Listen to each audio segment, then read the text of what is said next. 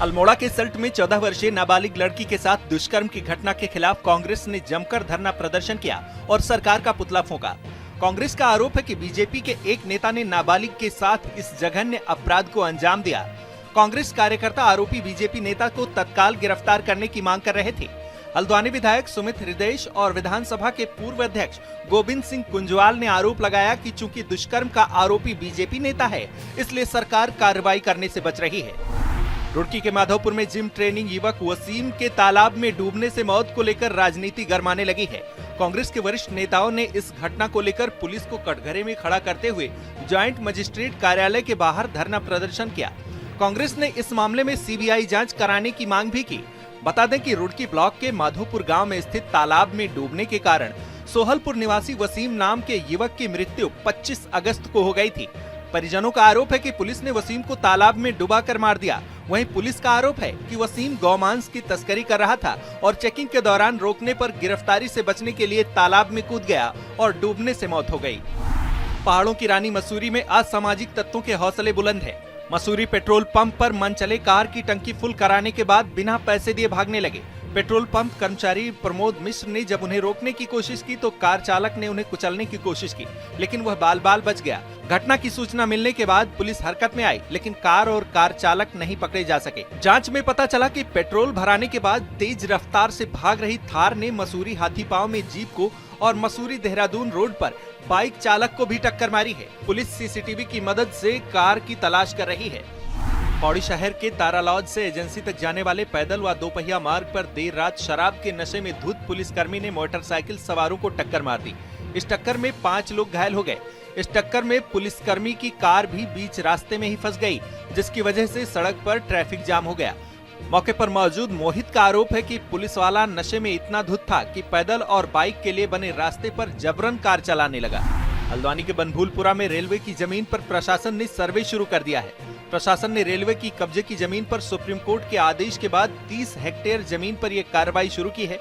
इस जमीन पर 4000 से ज्यादा मकान बने हुए हैं। किसी भी घटना से निपटने के लिए मौके पर भारी पुलिस बल की तैनाती की गई थी। बताया जा रहा है कि अगले 15 दिन तक बनभूलपुरा में रेलवे की भूमि में किए गए अतिक्रमण का सर्वे कार्य किया जाएगा। सोशल मीडिया पर फॉलोअर्स बढ़ाने के लिए उलझुल हरकत करने वालों की हरिद्वार में अब खैर नहीं।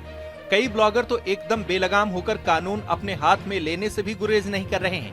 कुछ ब्लॉगर समाज सेवा और गैर कानूनी गतिविधियों पर रोक लगाने के नाम पर खुद ही कैमरा लेकर न सिर्फ छापेमारी कर रहे हैं, बल्कि लोगों से मारपीट तक करने लगे हैं। लगातार आ रही ऐसी शिकायतों के बाद हरिद्वार के एसएसपी प्रमेंद्र सिंह डोभाल ने ऐसे ब्लॉगर्स के खिलाफ कड़ी कार्रवाई करने की चेतावनी दी है।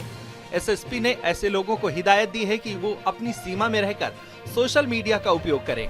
नहीं, बिल्कुल इसमें कार्रवाई की जानी चाहिए। अगर ऐसा कोई मामला संज्ञान में आया है तो आप तत्काल पुलिस को इस संबंध में अवगत कराएंगे और अगर किसी के द्वारा ये कार्रवाई की जा रही है, पुलिस इसमें तत्काल कार्रवाई करते हुए उसके खिलाफ कार्रवाई करेगी। सोशल मीडिया के संबंध में ऑलरेडी गाइडलाइंस बनी हुई हैं और किसी भी व्यक्ति को जो सोशल मीडिया के प्लेटफॉर्म का यूज़ करता है उसको दूसरे की जो अभिव्यक्ति की स्वतंत्रता है या दूसरे की जो स्वतंत्रता है उसको भी ध्यान में रख के उस पर कार्रवाई करना होगा। और अगर कोई व्यक्ति किसी अन्य व्यक्ति की अभिव्यक्ति की स्वतंत्रता को बाधित करता है तो उसके खिलाफ कार्रवाई की। भारी तबाही के बाद केदारनाथ धाम की यात्रा दोबारा पटरी पर लौट आई है। भारी संख्या में श्रद्धालु पैदल मार्ग से केदारनाथ धाम पहुंच रहे हैं। पहले की तरह श्रद्धालु पैदल मार्ग पर पैदल, घोड़े, खच्चरों, डंडी कंडी से आवाजाही कर रहे हैं। प्रशासन ने 31 जुलाई की रात लैंडस्लाइड से हुई तबाही के बाद जगह जगह ध्वस्त हुए पैदल यात्रा को ठीक कर पहले लोगों के लिए खोला और फिर अब उस रास्ते को घोड़े खच्चरों की आवाजाही के लिए खोल दिया है।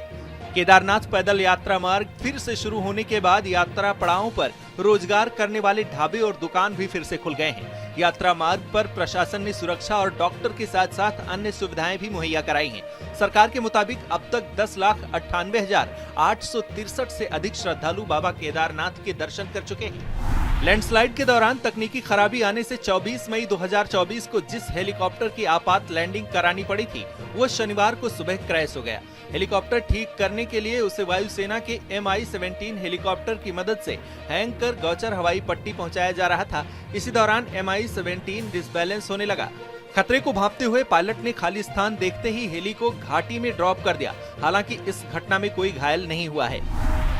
आज सुबह लगभग 7 बजे MI-17 द्वारा कैस्टल के खराब पड़े हेलीकॉप्टर को टो करके नीचे लाया जा रहा था, जिसमें लगभग 7 बजे के आसपास लिंचोली के ऊपर वह हेलीकॉप्टर थोड़ा सा डिसबैलेंस होने लग गया, जिसमें पायलट ने देखा कि इससे MI-17 को खुद खतरा हो सकता है, तो उन्होंने हेलीकॉप्टर को थोड़ा सा नीचे ला करके, जहाँ पर कोई भी ह्यूमन कैजुअलिटी ना हो उसके दृष्टिगत उसको नीचे ला करके ड्रॉप कर दिया।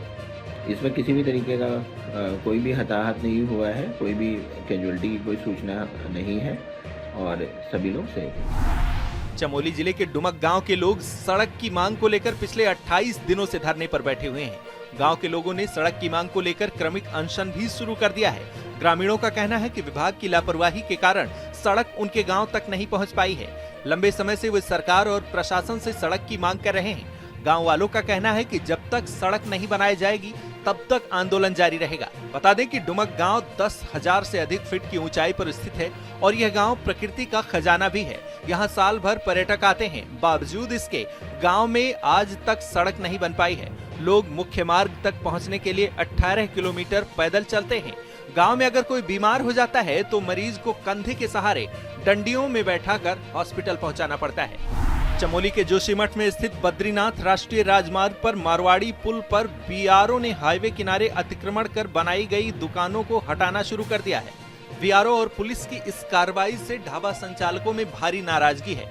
उनका कहना है कि 2.5 दशकों से इस जगह पर ढाबे चल रहे हैं। इन ढाबों की वजह से सैकड़ों लोगों का परिवार चल रहा है। ढाबों को हटाए जाने से उनके पास कोई रोजगार नहीं बचा।